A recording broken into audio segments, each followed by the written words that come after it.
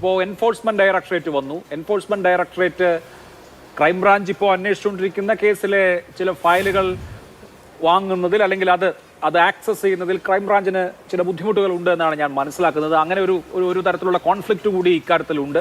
ചിലരെ രക്ഷിക്കാനാണോ എന്ന ആരോപണം ഇപ്പോൾ കോൺഗ്രസ് ഉന്നയിക്കുന്നുണ്ട്, അല്ലെങ്കിൽ ആ ഭാഗത്തു നിന്ന് ഉയരുന്നുണ്ട്. പല ആളുകൾക്കും പലതരത്തിലുള്ള സംശയങ്ങളുണ്ട്.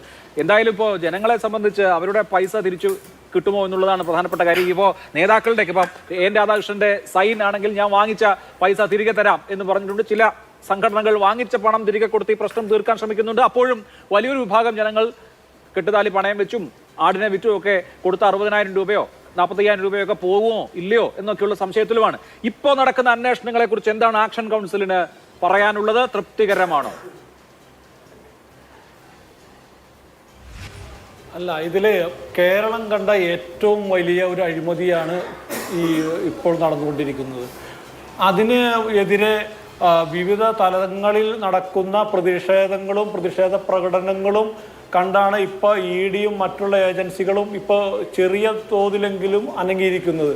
ഇതുവരെ കഴിഞ്ഞ 1-ാം തീയതി തൊട്ട് നടന്നിരിക്കുന്ന ഈ സംഭവത്തിൽ ഇതുവരെ ശരിയായ രീതിയിലുള്ള ഒരു മൂവ്മെൻറ്റ് ഉദ്യോഗസ്ഥരുടെ ഭാഗത്തു നിന്നും ഉണ്ടായിട്ടില്ല. കാരണം ഇതിൽ പ്രധാന പ്രതിയായിട്ട് വരേണ്ട സായി ട്രസ്റ്റ് ചെയർമാൻ അനന്തകുമാർ ഇപ്പോഴും ഒളിവിലാണ്.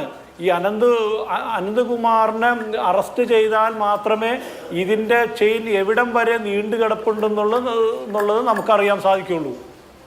അദ്ദേഹത്തിന് മുൻകൂർ ജാമ്യം കിട്ടാനുള്ള ശ്രമത്തിലാണ് അദ്ദേഹം.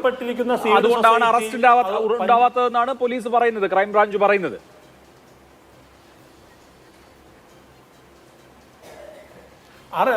അത് അറസ്റ്റ് ചെയ്യാനുള്ള സമയങ്ങൾ ഇതിക്ക് മുമ്പ് ഉണ്ടായിട്ടുണ്ട്. അതുപോലെ തന്നെ ഈ സീഡ് സൊസൈറ്റിക്കാർ കളക്ട് ചെയ്തിരിക്കുന്ന പൈസകളും പൊതുജനങ്ങളുടെ കൈകളിൽ നിന്നും വാങ്ങിയിരിക്കുന്ന പണം ഇപ്പം നോർത്ത് പറവൂരിൽ തന്നെ പ്രധാനപ്പെട്ട പല വ്യക്തികളും അടങ്ങുന്ന JSS ട്രസ്റ്റ്, ജനസേവാ സമിതി ട്രസ്റ്റ്, അവർ ആ ഭാഗത്തെ ഉന്നതന്മാരാണ്. അവർ ഇപ്പോഴും പോലീസിൻ്റെ കൺമുന്നിലൂടെ സഞ്ചരിച്ചുകൊണ്ടിരിക്കുകയാണ്. അവർക്കെതിരെ വിവിധ സ്റ്റേഷനുകളിൽ ക്രൈം രജിസ്റ്റർ ചെയ്തിട്ടുണ്ട്. ഇതുവരെയായിട്ടും അവരെ അറസ്റ്റ് ചെയ്തിട്ടില്ല. ശരി.